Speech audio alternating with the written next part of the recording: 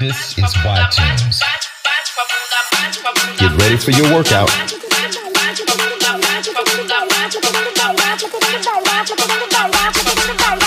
Get off your butt and work out.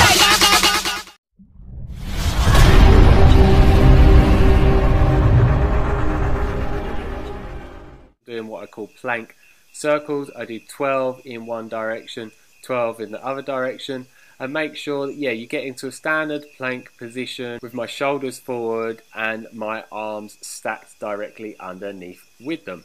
And make sure when you are doing this that it is your abs that are moving you round in circles, because a lot of people are not engaging their abs fully and are using a lot of their hip flexors. So if you're not feeling this in your abs, then you're not doing it correctly. And make sure that your legs are fully engaged and your whole body is literally engaged in this. This is quite an intense exercise.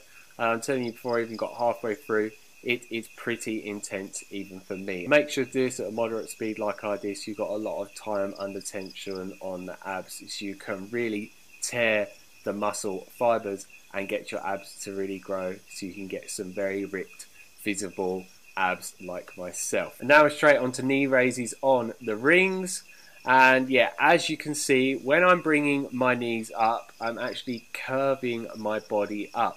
And make sure again with this one that you're not using your hip flexors at all for this. You're actually using your abs. When you're engaging your abs fully, then you're going to get the full benefits for your abs, and it's going to be really, really intense. This is absolutely burning for me at this current point. And make sure when you're coming down that you're not swinging all the way back and then swinging up, because that makes it a lot easier. And I see a lot of people do that on a regular basis in the gym, and that's not how you do strict form knee raises. And with that, I also make sure that I do 12 reps. And as always with my ab exercises, I try and rest as little as possible. So as you can see, I'm going straight from one ab exercise to the other. But you don't necessarily need to do this. You've got to remember I'm quite an intermediate with ab exercises, so I find that quite easy to do. And now I'm on to a modification of leg raises, which I call hip raises. And again, what I see a lot of people do, they're using their legs and their hips to actually do this exercise. But with me, it is literally my abs that are coming up from the hinge point that you can see when watching the video now. And I tried getting a friend to do that recently that I was training, and he couldn't do it at all. But prior to that, he was finding it really, really easy, but it was because he was using his hip flexors rather than his abs. So to do this properly, just engage your abs and lift up from your abs. And it may seem this is not hard for me, but this is a real challenge. And at the end, I do a slight dragon flag. As you will see in a minute, it's not perfect form when going actually up, but definitely perfect form coming down. And I'm doing this last one at the end to really fatigue my ab muscles.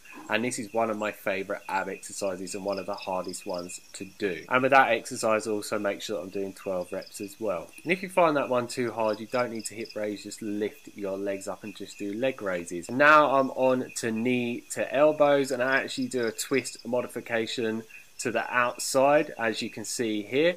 And what I actually noticed when watching this video, my form is not actually perfect. As you can see, my shoulders are slightly backwards, so my arms aren't completely stacked underneath my shoulders. So ideally, I'd rather that my shoulders are more forward and my arms are parallel underneath. And that position is identical to doing a standard plank. And this ab exercise is really focusing more on the obliques. So I made sure that I did 3 exercises that are more focused on the obliques, and then 3 exercises that are more focused upon the abs. And in this ab workout that I did 6 different ab exercises and 3 rounds of each exercise. And I'm telling you now, this ab workout is not for the faint-hearted or weak-minded. So anyone that is not quite advanced with calisthenics, I do not recommend trying this workout at all until you have got more advanced with calisthenics and your abs are a lot more used to doing very intense workouts with very short